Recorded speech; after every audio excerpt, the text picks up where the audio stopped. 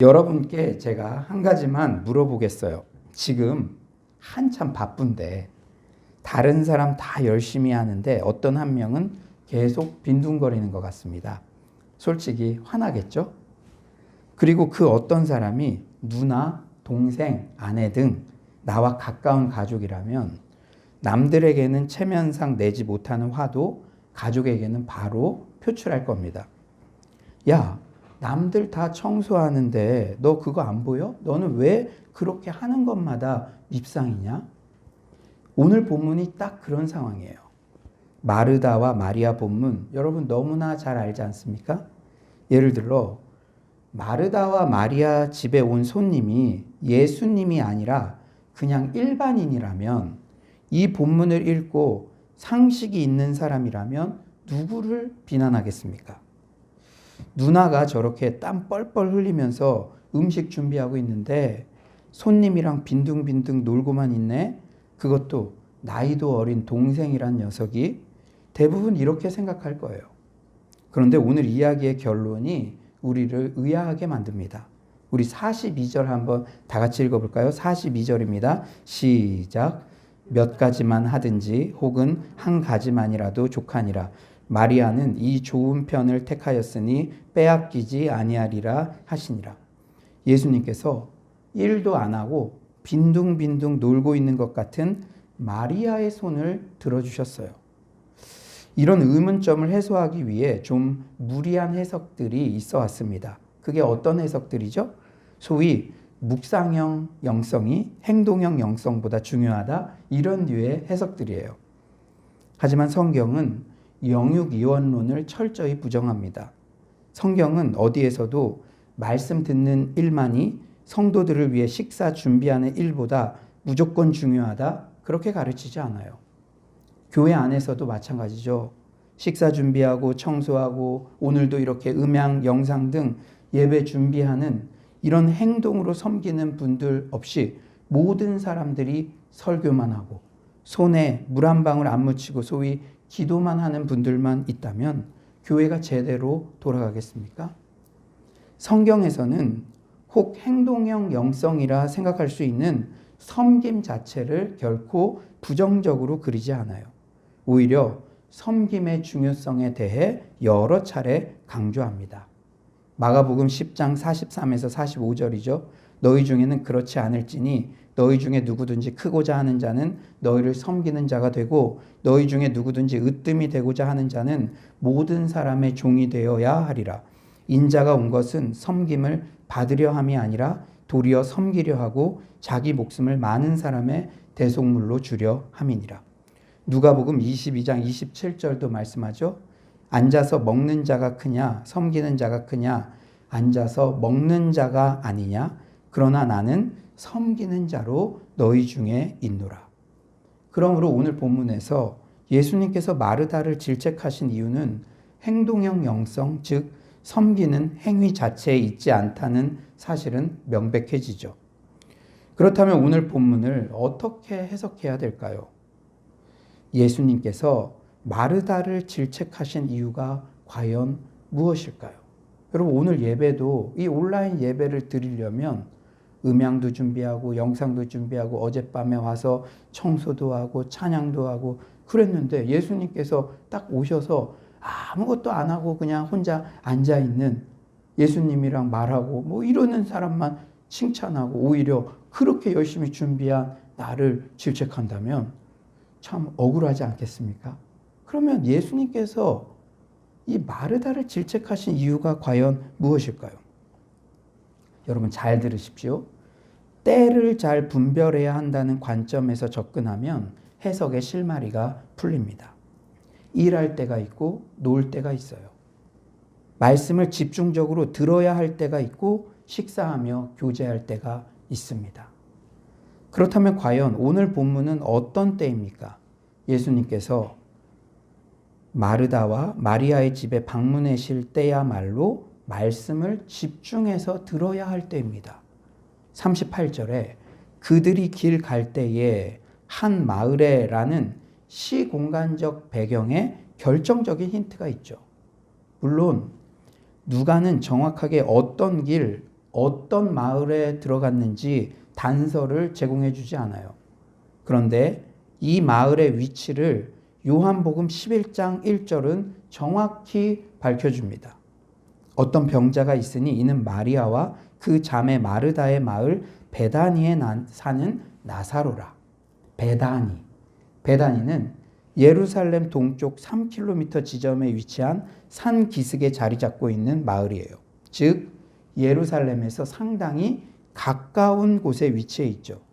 그렇다면 그들이 길 갈 때에 라는 표현은 바로 예수님께서 예루살렘으로 갈 때에 라는 의미입니다.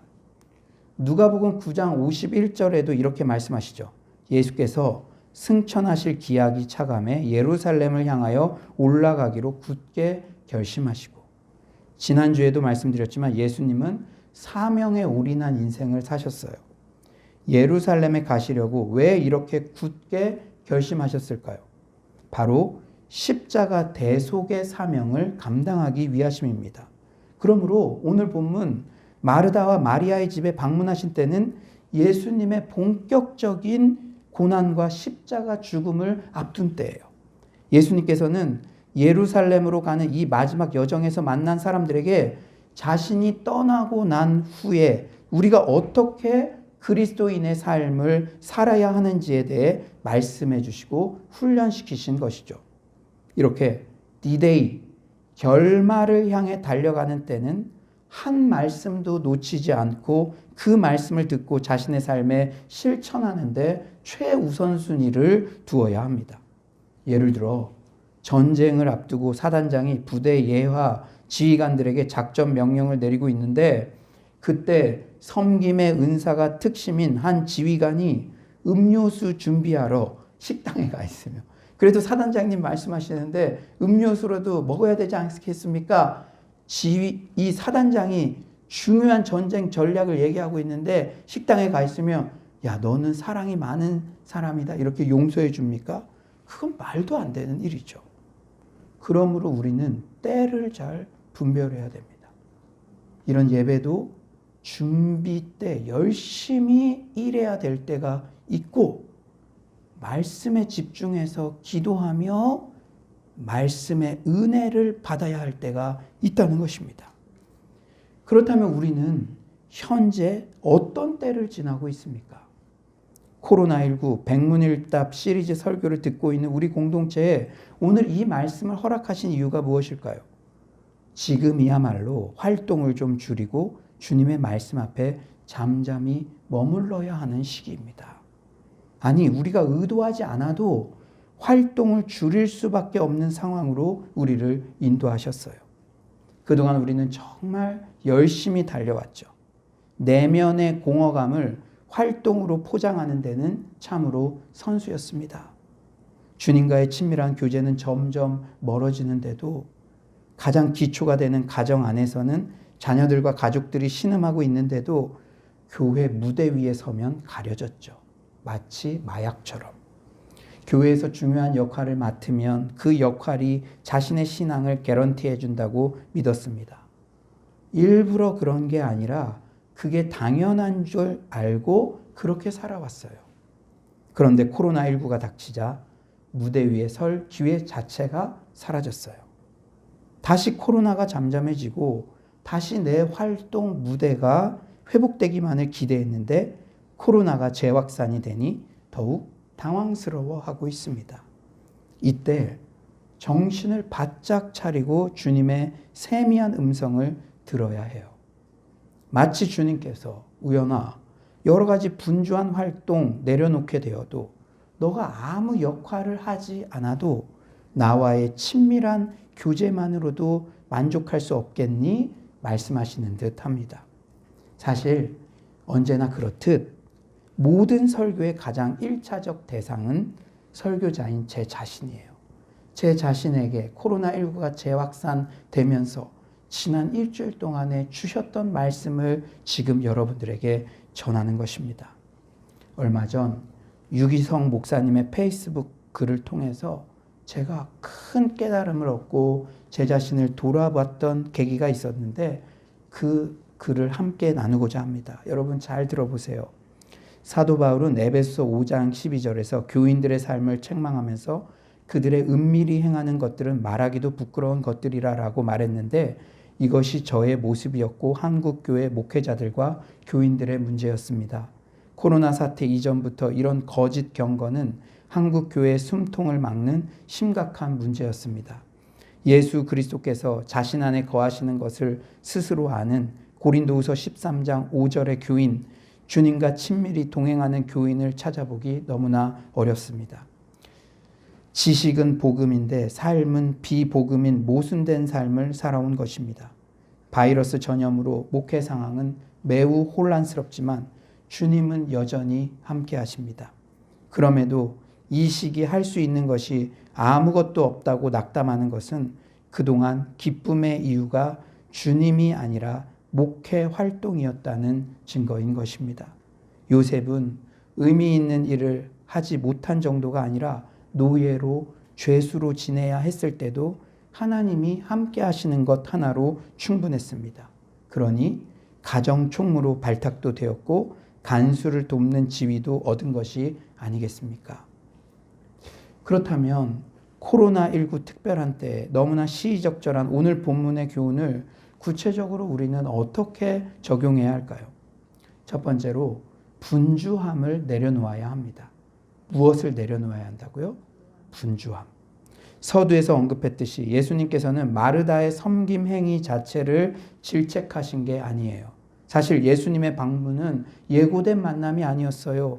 길 갈 때 들르신 것입니다. 그런데 이렇게 귀한 손님 갑자기 모셨는데 드실 것 준비하는 건 오히려 당연하고 칭찬받을 일이죠. 오늘 예수님이 갑자기 우리 교회 방문하셨는데 그냥 이러고 있고 그러면 그게 뭡니까? 어떻게든 모시고 가서 음료수라도 사오고 이분이 편하게 계실 수 있도록 해야 되는 것이죠. 칭찬받을 일이었어요. 하지만 마르다의 마음 상태가 문제였습니다.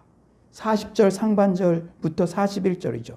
마르다는 준비하는 일이 많아 마음이 분주한지라 주께서 대답하여 이르시되 마르다야 마르다야 너가 많은 일로 염려하고 근심하나.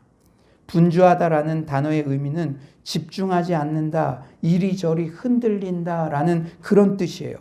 염려하고 근심하다라는 단어의 의미도 어지럽게 분열된 심적 상태를 나타냅니다. 사실 마르다는 손 대접하는 일 자체에도 집중하지 못했어요. 이게 예수님께서 충고하신 핵심입니다. 왜 그랬을까요? 여러분 잘 들으십시오. 남과 비교했기 때문입니다. 오늘 이 본문을 묵상하며 참으로 귀한 영적 원리를 깨달았어요.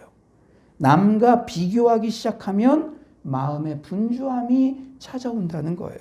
40절이죠. 마르다는 준비하는 일이 많아 마음이 분주한지라 예수께 나아가 이르되 주여 내 동생이 나 혼자 일하게 두는 것을 생각하지 아니하시나이까 그를 명하사 나를 도와주라 하소서.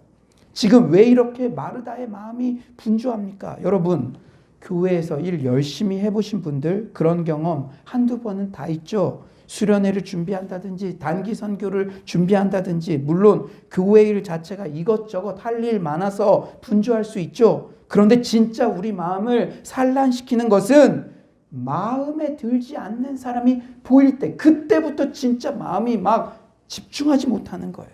지금 마르다는 왜 마음이 분주해지고 화까지 낼까요? 동생이 갑자기 눈에 들어왔기 때문이에요. 그때부터는 동생만 보이지 딴 거는 해도 마음이 뺏기는 거예요. 마르다 혼자만 그곳에 있었으면 아마 저는 제 존경하는 예수님 음식 준비하는 것만으로도 기뻐요. 부스러기 은혜로도 기뻐요. 음식 가지고 나간 후에 저도 말씀을 잘 들을게요. 충분히 이렇게 반응할 수 있었어요. 그런데 함양 미달 같은 동생 마리아가 눈에 딱 들어오자 쟤는 뭔데 저런 특권을 누리지? 왜 예수님은 저런 마리아를 혼내지도 않지? 감사로 시작했던 일이 불평이 되고 이제는 자신의 특기인 섬김도 딱 하기 싫어지는 그런 상황이에요. 인간의 마음이 이렇게 간사합니다. 이번 주 가스펠 프로젝트 묵상 본문이 요한복음 8장 가늠하다 현장에서 잡혀온 여인 본문이었죠.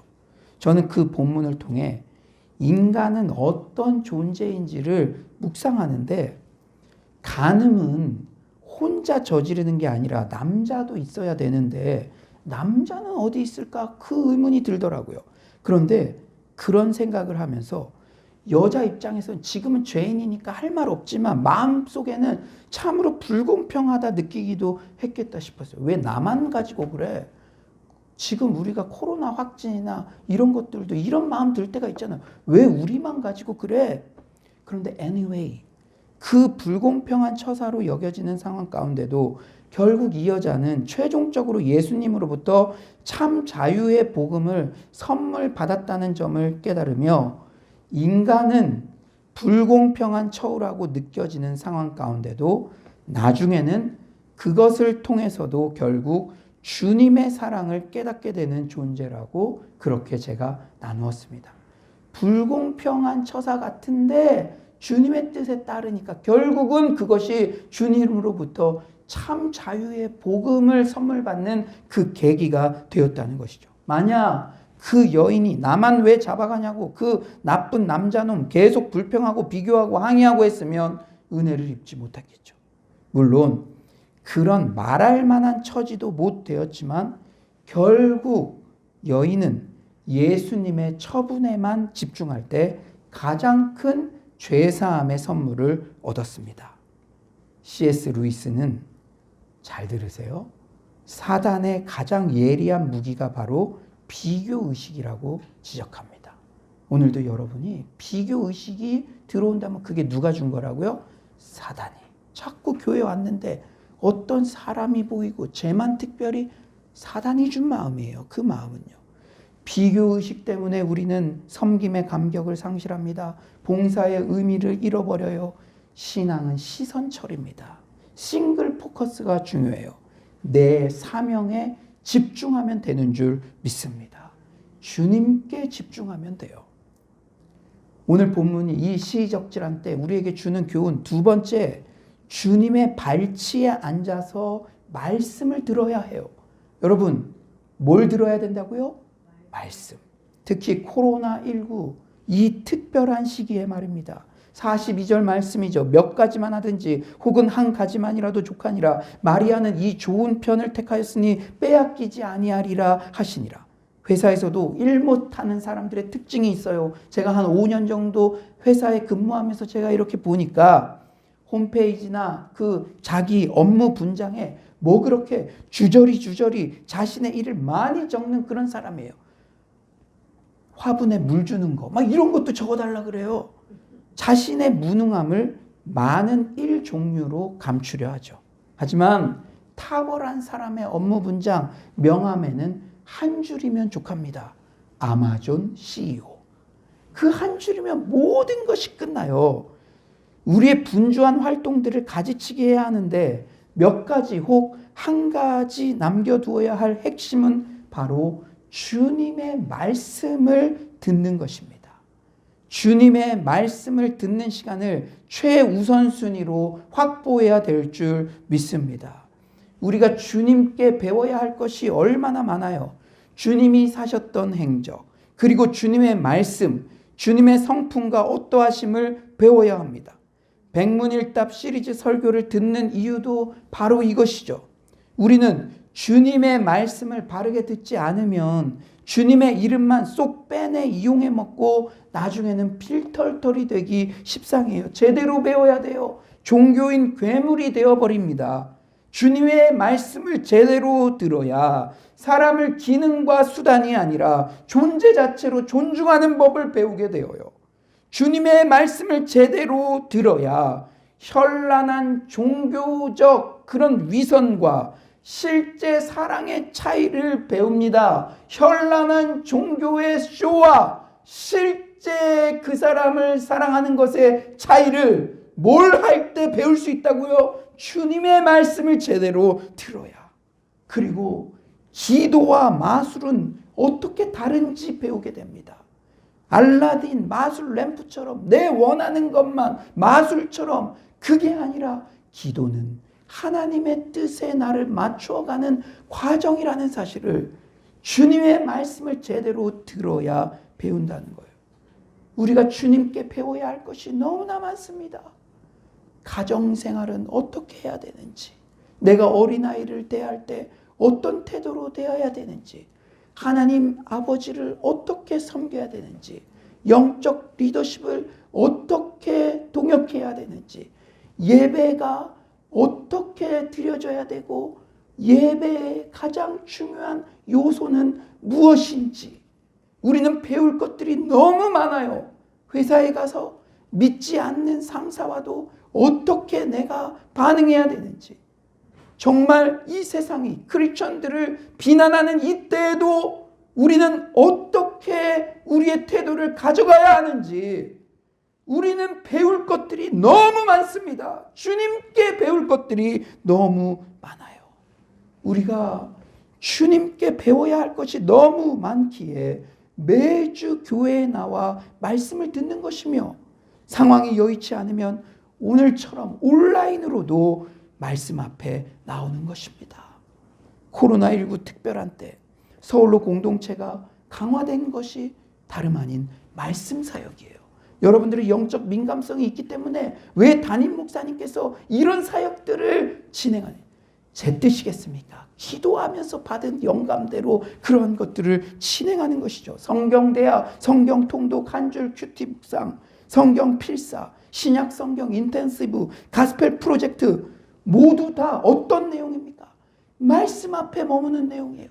제발 말씀을 듣고 사람들 얘기 좀 듣지 말고 스스로 말씀을 듣고 자신의 삶에 하나하나 실천해 나가는 거, 그거 배우는 내용이에요. 왜 이런 사역을 준비했을까요? 지금은 주님의 발치에 머무는 것, 말씀 앞에 머무는 것이 가장 중요한 때이기 때문입니다. 함께 동참하신 분들은 다 느꼈을 거예요. 성경 통독, 성경 필사, 특별히 목회자인 제가 가르치는 거 없어요. 가스펠 프로젝트도 여러분들이 다 나누는 거잖아요. 그러나 말씀 자체가 주는 은혜가 있습니다. 그러면 됩니다. 이 세상의 상황은 수도 없이 요동치고 널뛰기를 반복하지만 어느 장소 어느 때이든지 해당된 본문 큐티를 하고 통독을 하고 필사를 하고 이것이 체화되면 강골 신앙인이 됩니다. 이 훈련만 제대로 되어 있으면 교회 하나 볼 수 없는 땅끝 선교지에 가 있어도 내가 교회가 되고 신앙의 자생력이 생깁니다. 코로나19의 상황이 계속되다 보니까 결국 여러분 잘 들으세요. 제가 어떤 목회의 방향으로 나가고 있는지, 결국 목회자인 저를 크게 의존하지 않게 되는 신앙인을 길러내는 것이 주요한 목양의 목표가 되었습니다. 물론 인간적으로는 좀 섭섭한 면이 있겠지만 말세 때 여러분 각자가 코로나 할아버지 더 심한 게 오더라도 옵니다. 이제 계속 이런 것들이 올 거예요. 어디서나 신앙으로 살아내는 전천후 그리스도인이 되는 게 제 목양의 목표입니다. 그 첫 출발점이 주님 말씀 앞에 머무는 거예요. 성경 통독, 성경 필사, 저도 처음에는 솔직히 모범이 되어야 한다는 의무감도 있었지만 지금은 하루 중 가장 기대되는 시간이 성경 통독, 성경 필사하는 시간입니다. 아무리 좋은 일도 혼자 하면 작심삼일 되기 쉽죠.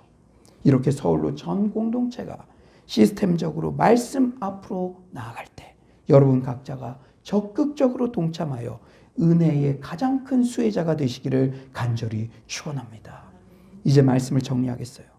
우리는 오늘 마르다와 마리아 이 유명한 본문 말씀을 들으며 때를 분별하는 것이 무엇보다 중요하며 코로나19의 특별한 상황인 지금은 분주한 활동들을 가지치기 하고 주님의 발치에 머물러 주님의 말씀을 듣는 일에 무엇보다 최우선순위를 두어야 하는 때라는 도전을 받았습니다. 이 깨달음을 실천하는 의미로 오늘 본문을 제가 지난 한 주 동안에 읽고 또 읽었어요. 세상은 요동해도 주님 밟지 않습니다. 이 본문을 통해서 저에게 주시는 메시지, 우리 공동체에 주시는 메시지를 들려주시옵소서. 그런데 결국 이 본문의 은혜도 복음으로 귀결되었습니다. 우리가 주님의 말씀을 읽는데 결국 그 끝은 복음으로 연결되어야 돼요. 사실 예수님의 발치에 앉은 마리아의 행동은 사회적 금기를 깬 것이에요. 당시 문화에서 식탁은 여자의 공간이요, 랍비의 발치는 남자의 공간이었습니다. 여러분, 유교가 강한 그런 그 집안에서는 여자는 제사 드리는 그런 데도 얼씬도 못하게 하고 남자들 밥 먹는 데는 오지도 못하게 하는 그런 것처럼 그 당시 문화에서는 마르다가 식탁에서 머물러 있는 게 당연한 거였어요. 마리아가 선생의 발치에 있는 것, 선생의 발치는 남자 제자들에게만 허용되었습니다. 그러니까 저런 싸가 뭐 이렇게 저런 막 이런 물건처럼 여겨지던 여자들에게는 랍비의 가르침을 받는 것 자체가 금지되었고, 제자만 차지할 수 있는 랍비의 발치에 앉는다는 것은 더더욱 천부당 만부당한 일이었죠.